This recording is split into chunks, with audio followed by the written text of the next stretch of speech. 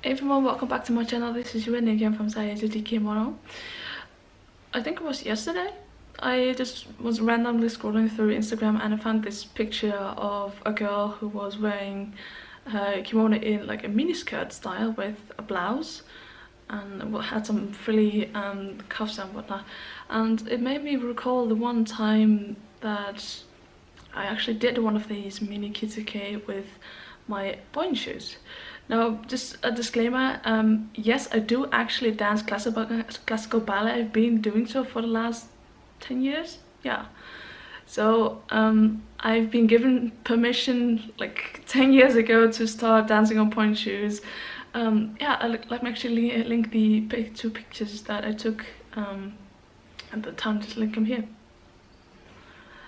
So yeah, I'm standing on full point and whatnot. But as you can see, the hem of the skirt is just pulled up way higher than you would actually normally wear a kimono. So I think it was like meant to go with heels and whatnot. So it kind of makes it not a substitute for a dress, but it does make a really nice dress kind of look. So yeah, when it comes to the Kitsuke, it's actually really easy. The only three things, I don't know, to keep in mind, you have to use a juban that's actually short. That's in order to avoid having it show from underneath the hem of the kimono. The one that I'm wearing now is actually a two-piece juban, so I'm just wearing the top part and I've let the I just didn't wear the skirt part, so that is an option for you as well. And you want to avoid using padding. The longer the kimono is, the more fabric you will have to somehow magically disappear, so it ends up being several layers underneath the obi. Now this kimono is about, I think it was 12 centimeters or so smaller than my height, so it's in essentially 12 centimeters less of fabric that I have to magically disappear underneath my obi. So, but other than that, yeah, I think that's everything I want to say. Let's get into the tutorial. Okay, so as you can see, I got my hand juban on. Now this is part of a two-piece juban. I'll be only using the top part today. First, I just want to put on your hand juban as you would normally. So for me, it's putting some padding underneath the collars so that the collars won't go in between the ladies, so to speak. And I'm sorry if I'm doing this at a more faster pace. You can pause the video and do it in your own tempo if you wish. I'm just going to a little bit faster for the sake of this video.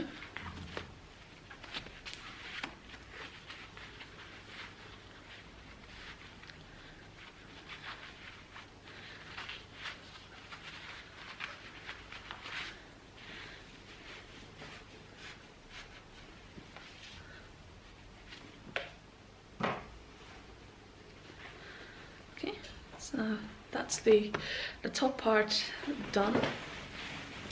Next up, we're going to start with the kimono.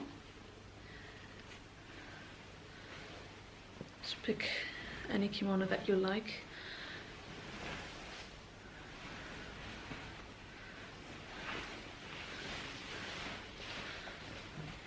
Now with this Miniskirt Kitsuke, the shorter your kimono, the better.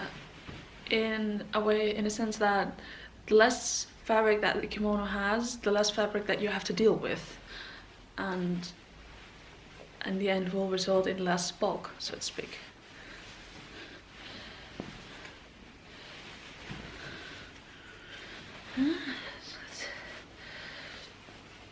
Okay, I'm just gonna work this a little bit down so you can see, hopefully. Because what I'm gonna do now is pull up the hem of my kimono until the length that I want it to be. So for me it's just above my knee, I guess.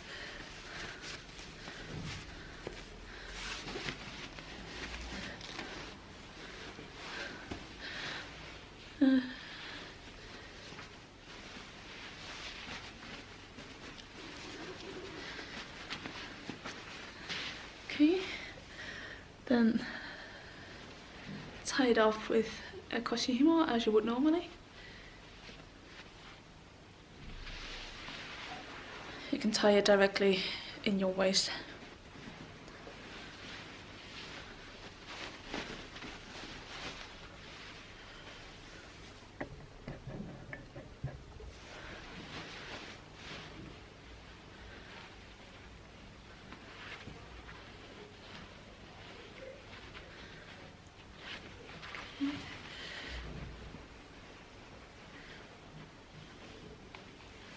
Okay, so that's that part's done.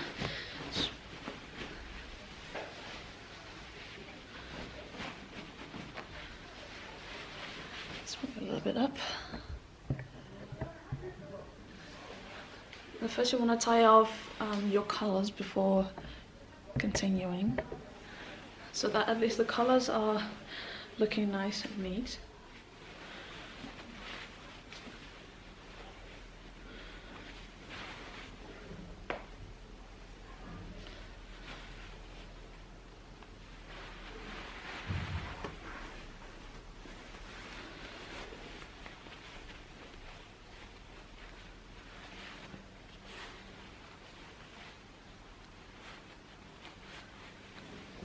And then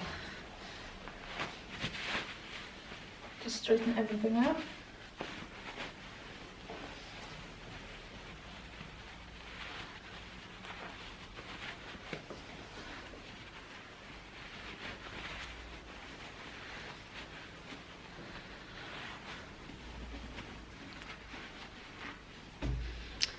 So this is the part where things will become really obvious. Now you're going to pull up the oar shorty to the right length. So depending on how much fabric you will have, you may have to pull up everything, only a few layers, a few centimeters. It really depends. For me, I don't have to pull up as much. I think this may be enough for me. But the first time, like you saw in the picture, I had to use 4 or 5 koshihimo because there was so much fabric. Luckily, I'll just keep it to 3. Now don't forget to pull up the fabric in the back as well.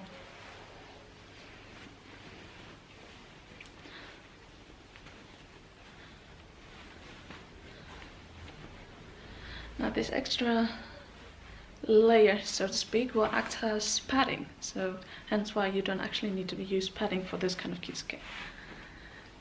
Just going to tie this off with a tatejime. Now this step is completely optional. I prefer using it, but it's really a personal preference. I just like it that it keeps my colors nice, neat and in place as well. Now I'm going to grab some obi ita, tie my obi, and then I'll show you the final result. Okay, so this is the final result of my miniskirt kitsuke. Just show you how it looks like. So as you can see, this is just above where the oashoi is, so it looks kind of cute.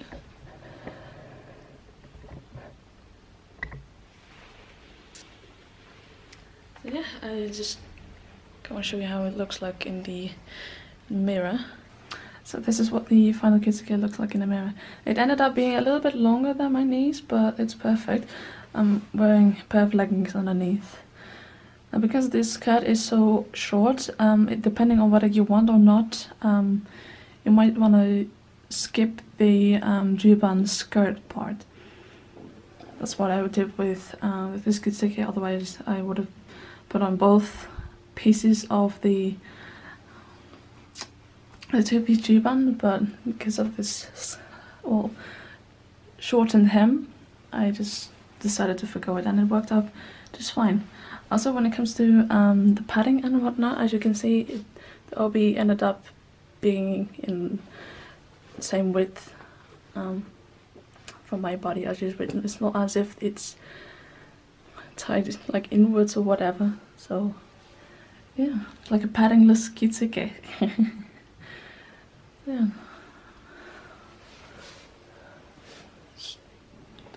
I hope you can see. Yeah. So that's everything for this video. I will let you guys go, and I guess I'll see you next time. Bye everyone.